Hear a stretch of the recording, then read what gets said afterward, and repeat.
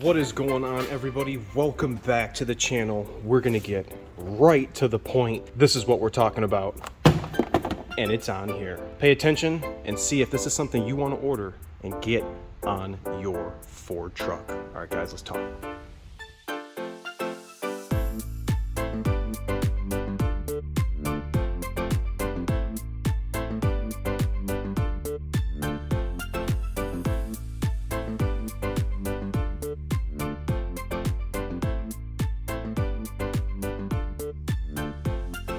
Guys, thanks so much for coming back and checking out another episode of PTT.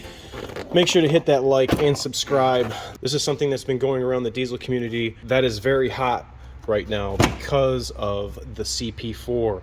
Now, what I have in front of me today is one of my clients' brand new 22 F350 in antimatter blue. I love the blue.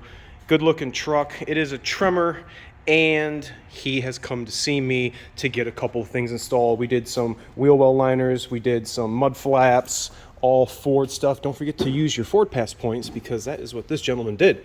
But why we are here, we're talking about the S&S. Now, you guys all saw me put the Gen 1 kit, the Gen 2.0 kit on the 20 Tremor, and it actually had the plastic filter. Remember when DS was playing with my drain? He's like, oh, you might want to check that drain. I go to install it, and that little guy, he unscrewed, unbeknownst to him. But we have been installing these 2.1 kits from S&S. They no longer have the plastic Raycor Parker filter. I believe they changed it for one reason, having a hard time sourcing parts, and with this metal filter we have a higher temperature rating versus the plastic. I really did like the bottom cup that was clear so you could actually see the fuel. That was kind of big to me, but I am gonna go with sake of argument. Obviously we want to have protection against high heat, but if we're not going to be able to satisfy our part requirement by getting another one of those plastic filters, well, we're going to be SOL. I'm going to show you a picture right now of the Gen 2.0 we put on, and you can see the plastic filter and the cup, and then now you can see this and how that differs from what that looks like. Now, Luke has a very great video on SS Fuel's Facebook and his YouTube channel where they go in depth and talk about the block off that goes to the metering valve, the FCA, the VCV, volume control valve, the valve that screws into the pump. That is where we get all of our metal glitter paint. And when the pump fails, the fuel goes up through there and goes out to the injectors and goes back to the tank, and then it just completes this vicious cycle of contamination until the vehicle shuts off. The truck that they had in the shop, they purposely ruined the CP4 and took it apart, turned the piston in its bore so that it did not roll on the cam, the little roller. So instead of having it, he was going against the grain on the roller internal to the pump, and that just subsequently made the pump make metal. And that is what ruins the high pressure fuel systems on these trucks. So having this kit on here, I'm just briefly going over everything. Luke does a great job going into detail. This is something I would not be caught without on my 6.7 Powerstroke. It's not the fact that Ford makes these trucks with an inherent problem. This is a pump that has been around since 2011 in our Ford Powerstrokes.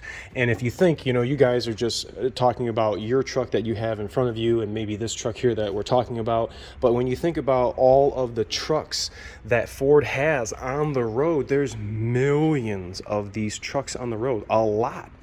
And not every one of them has a high pressure fuel problem.